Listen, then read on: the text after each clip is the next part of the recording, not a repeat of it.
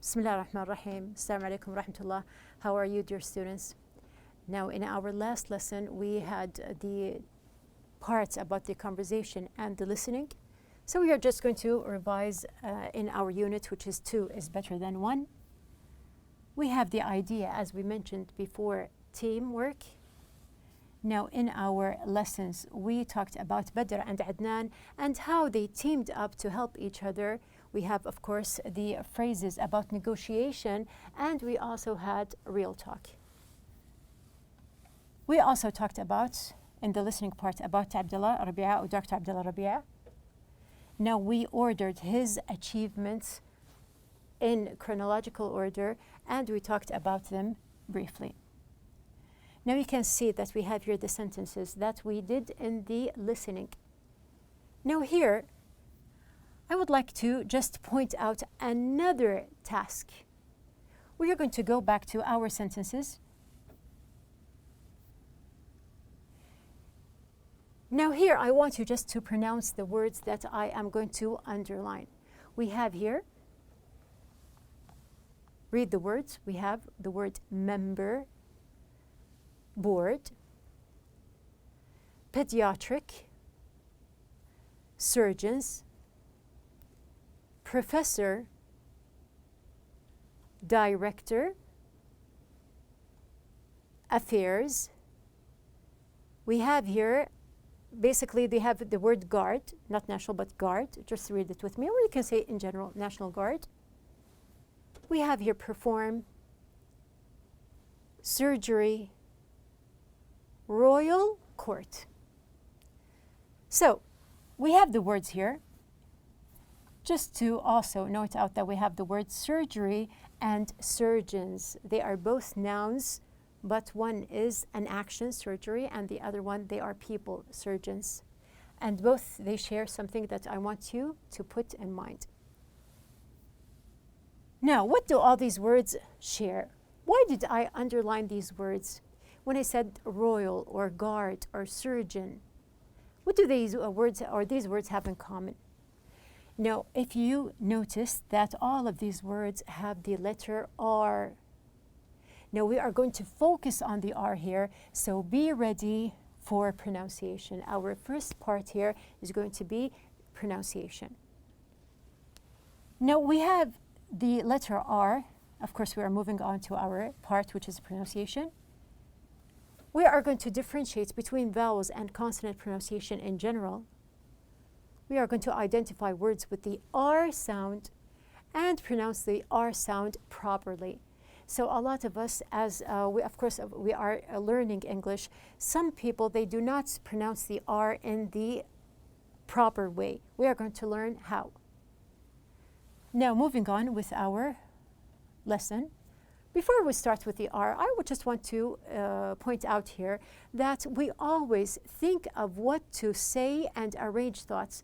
When you are thinking about your answers, you think, what are you going to say? You try to arrange your thoughts, but it rarely comes in mind how we speak. How do you pronounce your words? Now, some people, they may misunderstand you because they didn't hear you speak properly.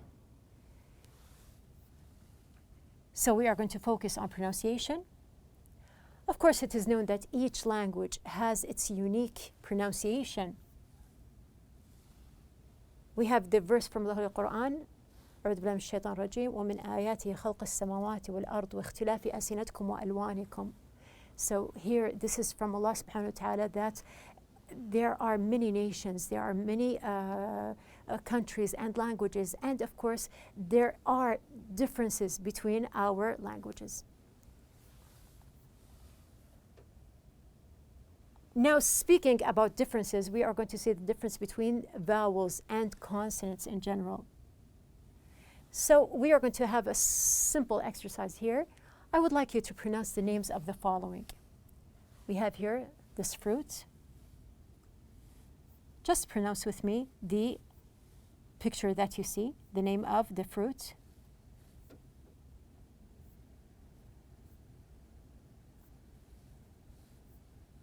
Complete with me. We have here, these are different fruits. Now you can see that some of these fruits, they are light when you pronounce them, like when we say kiwi, when you say, for example, lemon, or you have your banana, apple. These are light words. They are different from when you say, for example, strawberry, or watermelon, or cherry, or berry. So here you can see that they are heavier when you pronounce, because we have here the letter R. Now we are going to focus on the R here, which is a consonant. Now we do know the difference between vowels and consonants. Now what makes this R heavy? The R sound is voiced, which means you use your vocal cords. It is defined by the position of your tongue.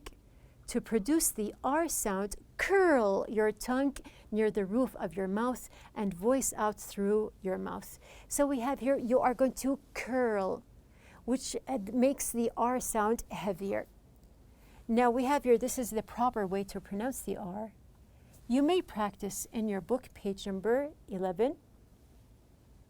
We have here the sentences. Now, for example, we have the word Dr. Rabi'a, respected. We have number 2, children, around the world. We have number 3, received, surgery, which has 2 R's, Riyadh. We have number 4, after, operation, mother. We have number 5, the ambassador, reception, honor. Now these are just examples. You can take your time, revise here, and you can see what are the words that you have that have the letter R, and just practice and go on until you have the pronunciation perfect. Now, as another practice, you can write down 15 words from memory that have the letter R. I'm sure that you have a lot in your vocabulary. So write words, 15 words, 5 words that have the R at the beginning, like Riyadh. Or 5 words that have the R in the middle, like when we say surgery. And 5 words that have the R at the end, like mother. And practice your pronunciation. So you can just put a kind of table, 5 words in each part. For example, here, you can see that we have I wrote here these words. You can see the first column is in the beginning. We have in the middle, and we do have in the end. Now I have different words. For example, we have religion, respect. We have in the middle, perfect and grow. And we have in the end, super, better. So these words, they are here like, you can just imagine them like a building.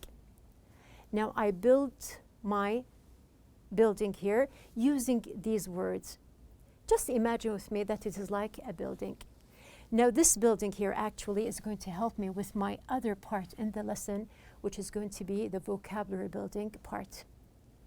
Now we do have our vocabulary building.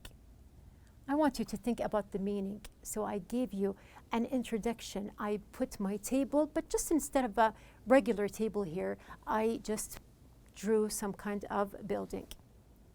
Why? So what is the idea here? We do have our part in the lesson or in the book, which is about vocabulary building. Now, before we start with the vocabulary here, I would like you just to look at this picture. I would like you to think here and just see that every enormous building, no matter how high this building is, it starts with something simple, which is a brick. No, vocabulary building is the same idea. You are going to start building your words, your vocabulary. So you learn new words, and with these words, you may understand a whole context or idea. You make use of your 4 skills to learn and use them as well. So when you study new vocabulary, actually you are speaking when you pronounce the words. You read them in context. You listen to them when others speak. and also you write.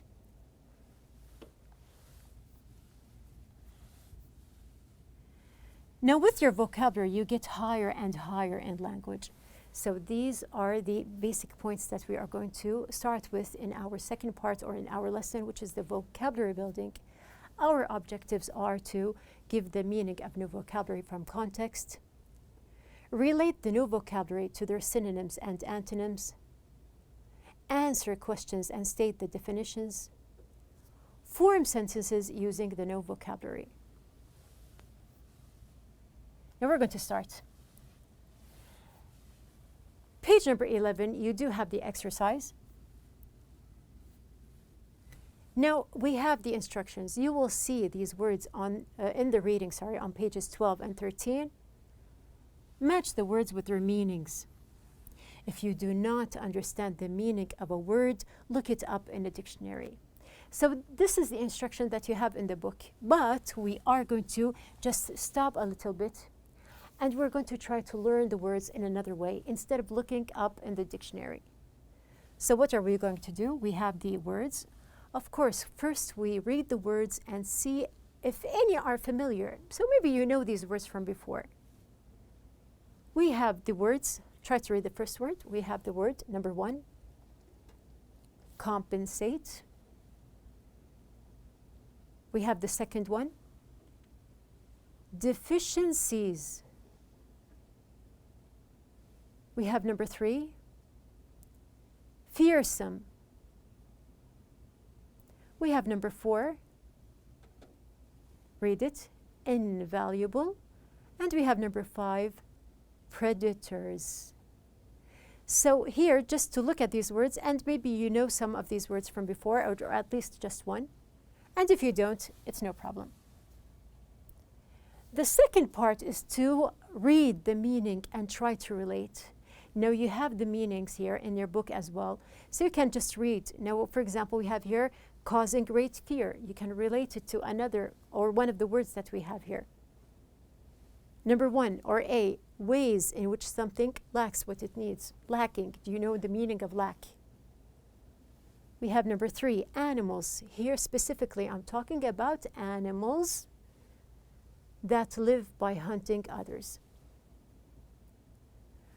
Number, or D here, extremely valuable. Not just valuable, extremely valuable, which you can relate to one of the words, or priceless. And we have the last one, E, to overcome a weakness with a strength. Overcome a weakness with a strength. So if you notice that, you can relate either by reading the word, reading the meaning, or sometimes by a different kind of gesture or an action to help you. So we have here the words again. We have here, we're going to just move on from the other part. We have third, to go through the meaning in context. So if any of these words or none of these words are familiar, we are going to go through the meaning in context. You can ask a classmate, you can discuss together. So all of these steps are things that you may do to learn new words. Fifth, you can get hints from pictures, synonyms, antonyms, and explanation.